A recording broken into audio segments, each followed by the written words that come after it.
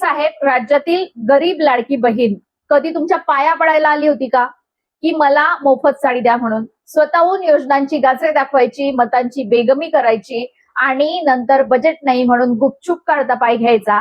हा जनतेच्या स्वाभिमानाशी खेळ नाही का?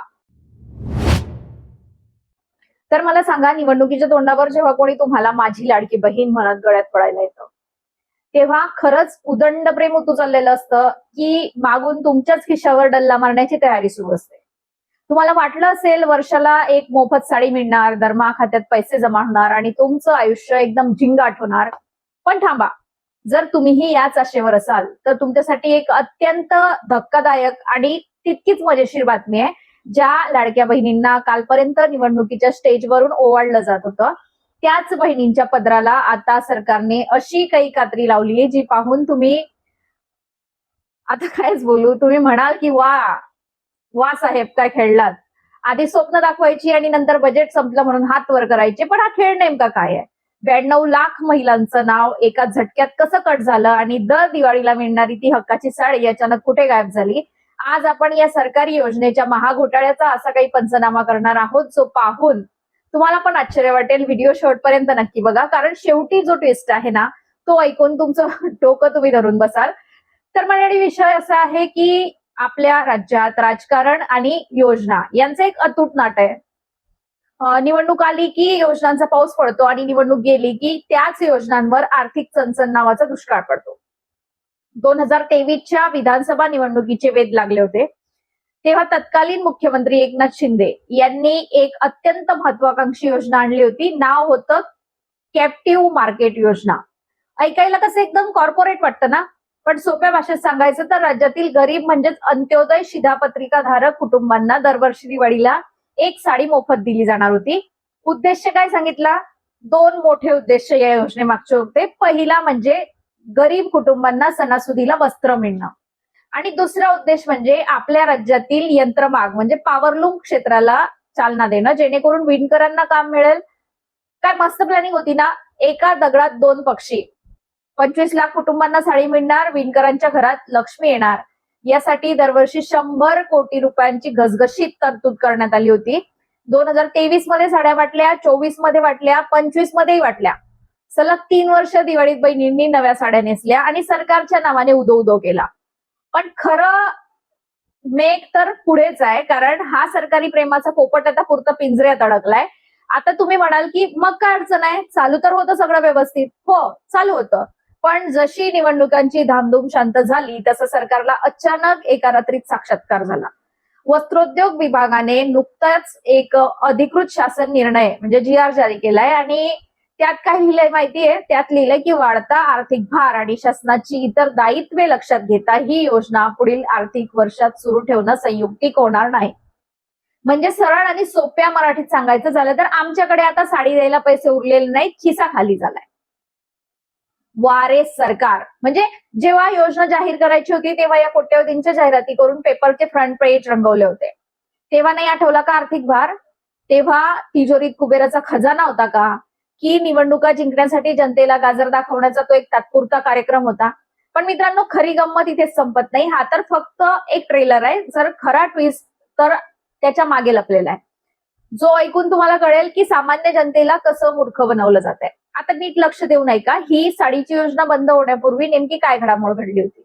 काही दिवसांपूर्वीच एक मोठी बातमी आली होती की अत्यंत गाजलेल्या मुख्यमंत्री माझी लाडकी बहीण योजनेतून तब्बल 92 लाख महिलांची नावे वगळण्यात आली. हो, तुम्ही बरोबर ऐकलं, 92 लाख. आधी फॉर्म भरून घ्यायचे, अंगणवाडी सेविकांपासून ते सरकारी कर्मचाऱ्यांपर्यंत सगळ्यांना कामाला लावायचं, महिलांना तासनतास रांगेत उभं करून नंतर स्क्रुटिनीच्या नावाखाली 92 लाख महिलांना थेट बाद करायचं. आता मला सांगा, एका बाजूला लाडकी बहीण योजनेतून 92 लाख महिला बाद करायच्या आणि दुसऱ्या बाजूला 25 लाख गरीब कुटुंबांची मोफत साडीची योजना आर्थिक चणचण म्हणून कायमची बंद करायची. या दोन्ही गोष्टींचा एकमेकांशी संबंध काय आहे? चला थोडं लॉजिक लावूया. जेव्हा तुम्ही एका हाताने मोठ्या योजनांची घोषणा करता ज्यासाठी हजारो कोटी लागतात, तेव्हा सरकारकडे इतर छोट्या पण अत्यंत महत्वाच्या योजनांसाठी पैसे उरत नाहीत. म्हणजेच एका मोठ्या योजनेची जाहिरातबाजी करण्यासाठी या 25 लाख गरीब कुटुंबांच्या हक्कांच्या साड्यांचा बळी दिला गेलाय. याला म्हणतात लोकांचे पैसे लोकांवरच मारायचे, पण मध्ये स्वतःचं नाव कमवायचं आणि जेव्हा द्यायची वेळ येईल तेव्हा तिजोरी रिकामी असल्याचं रडगाणं गायचं. तुम्हाला काय वाटतं, ही फक्त एक साडीची गोष्ट आहे? नाही, ही एका मानसिकतेची गोष्ट आहे. आपल्या देशात आणि राज्यात फ्री बीज म्हणूनच म्हणजेच मोफतच्या गोष्टांचा असा काही बाजार मांडला गेलाय की मूळ मुद्देच गायब झालेत. यंत्रमाग क्षेत्राला चालना देण्यासाठी ही योजना सुरू केली होती ना, मग आता ती योजना बंद केल्यावर त्या गरीब विणकरांचं काय होणार, ज्यांनी या 100 कोटींच्या ऑर्डरवर आपले संसार अवलंबून ठेवले होते? ज्यांच्या रोजगाराचं काय? त्यांच्या घरात या दिवाळीला दिवा कसा लागणार, याचा विचार वस्त्रोद्योग विभागाने केलाय का?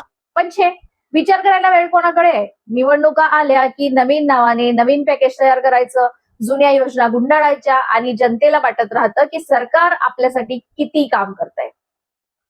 मला एक सांगा, 25 लाख साड्यांसाठी 100 कोटी रुपये द्यायला सरकारकडे पैसे नाहीत.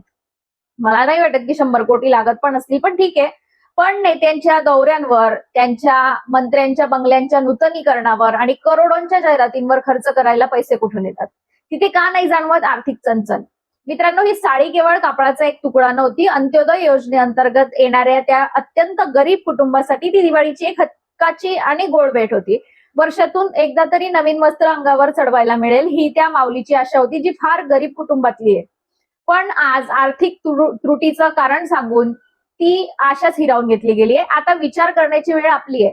आपल्याला अशा तात्पुरत्या निवडणुकांपुरत्या मर्यादित असणाऱ्या मोफतच्या योजना हव्यात की शाश्वत रोजगार, शिक्षण आणि आरोग्य हवंय? जोपर्यंत आपण जागरूक होणार नाही तोपर्यंत आपल्याला असंच लाडकं करून नंतर आपल्याच पाठीत खंजीर खुपसला जाईल. आज मोफत साडी बंद झाली, उद्या कदाचित दुसऱ्या योजनाही बंद होतील, कारण तिजोरीत तर चणचण आहे ना. तुम्हाला काय वाटतं, सरकारने घेतलेला हा निर्णय योग्य आहे का? लाडक्या बहिणींना दिलेला हा झटका तुम्हाला कसा वाटला? तुमच्या प्रतिक्रिया मला तुम्ही नक्की कळवा, कारण तुमचं मत या व्यवस्थेला आरसा दाखवू शकतं. आता या संपूर्ण प्रकरणावर शांत बसून चालणार नाही. सामान्य जनतेचा प्रतिनिधी म्हणून मला या सरकारला आणि या धोरणकर्त्यांना काही थेट जळजळीत प्रश्न विचारायचे आहेत आणि मला खात्री आहे हे प्रश्न तुमच्याही मनात नक्कीच आले असतील. तर त्यातला पहिला प्रश्न आहे की साहेब, राज्यातील गरीब लाडकी बहीण कधी तुमच्या पाया पडायला आली होती का, की मला मोफत साडी द्या म्हणून? स्वतःहून योजनांची गाजरे दाखवायची, मतांची बेगमी करायची आणि नंतर बजेट नाही म्हणून गुपचूप काढता पाय घ्यायचा, हा जनतेच्या स्वाभिमानाशी खेळ नाही का? दुसरा प्रश्न असा की ज्या यंत्रमाग धारकांकडून, विणकरांकडून कोट्यवधीच्या साड्या विणून घेतल्या गेल्या, त्यांचे हक्काचे पैसे द्यायला तुमच्याकडे आर्थिक चणचण आहे, पण सत्ता टिकवण्यासाठी आमदार आणि खासदार फोडायला, त्यांना एका रात्रीत गुवाहाटीला चार्टर्ड प्लेनने न्यायला आणि त्यांच्या प्रत्येकावर 100 कोटी उधळायला तुमच्याकडे पैसे कुठून येतात? तिथे का नाही जाणवत आर्थिक चणचण? तिसरा प्रश्न असा की निवडणुकीच्या प्रचारात स्वतःचे मोठे फोटो लावून जाहिरातबाजी करण्यासाठी आणि इव्हेंट मॅनेजमेंटवर हजारो कोटी रुपये उधळायला सरकारकडे पैसा आहे, मग दिवाळीच्या तोंडावर गरीब कुटुंबाला मिळणाऱ्या एका 100 रुपयांच्या साडीवरच तुमच्या तिजोरीला गळती कशी लागते? चौथा प्रश्न असा की 92 लाख महिलांना लाडकी बहीण योजनेतून बाहेर काढायचं आणि दुसऱ्या बाजूला 25 लाख गरिबांच्या हक्काच्या साड्या बंद करायच्या, हा निव्वळ वापरा आणि फेका असा राजकारणाचा खेळ नाही का? मतांचा झोकवा मागून झाला की नाती विसरण्याची ही कोणती नवीन पद्धत तुम्ही बाजारात आणली आहे?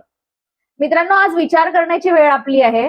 जोपर्यंत आपण प्रश्न विचारणार नाही तोपर्यंत आपल्याला असंच गृहीत धरलं जाईल. आज मोफत साडी बंद झाली, उद्या कदाचित तुमच्या हक्काच्या इतर गोष्टी बंद होतील, कारण तिजोरीत तर फक्त सामान्य माणसासाठीच चणचण असते ना. तुम्हाला काय वाटतं, सरकारने घेतलेला हा निर्णय आणि यावर विचारलेले हे प्रश्न योग्य आहेत का? तुमच्या प्रामाणिक प्रतिक्रिया खाली कमेंटमध्ये मला नक्की सांगा, कारण आता शांत राहून चालणार नाही. जर तुम्हाला वाटत असेल की हे प्रश्न प्रत्येक सामान्य माणसाच्या मनातील आहेत, तर या व्हिडिओला जास्तीत जास्त शेअर करा, व्हिडिओला आताच लाईक करा. तुमच्या प्रत्येक लाडक्या बहिणीपर्यंत आणि भावापर्यंत हा आवाज पोहोचलाच पाहिजे, जेणेकरून सत्ताधाऱ्यांनाही कळेल की जनता आता वेडी राहिलेली नाही. अशाच कडक, सडेतोड आणि बिनधास्त विश्लेषणासाठी आपल्या चॅनलला सबस्क्राईब करायला विसरू नका. पुन्हा भेटूया पुढच्या एका व्हिडिओमध्ये. तोपर्यंत पाहत राहा राजश्री अनफिल्टर्ड. प्रश्न विचारत राहा. जय हिंद, जय महाराष्ट्र. धन्यवाद.